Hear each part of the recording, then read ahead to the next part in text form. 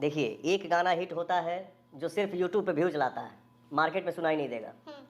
एक गाना ऐसा हिट होता है जो यूट्यूब पे कम व्यूज होगा बट मार्केट में निकलेंगी तो आपको वही गाना सुनाई देगा। विकास राव के सैड सॉन्ग गाना सुनने के बाद पवन सिंह भी हार माने विकास राव के गाने से, क्योंकि कल विकास राव के एक सैड सॉन्ग गाना आया था जिस गाने का नाम था प्यार में रोवल भी जरूरी बा। और कल ही एक पवन सिंह का भी गाना आया था जिस गाने का नाम था कबो कबो प्यार में बिछड़ल जरूरी बा, जो कि आप सब इस वीडियो में देख सकते हैं। कबो कबो प्यार में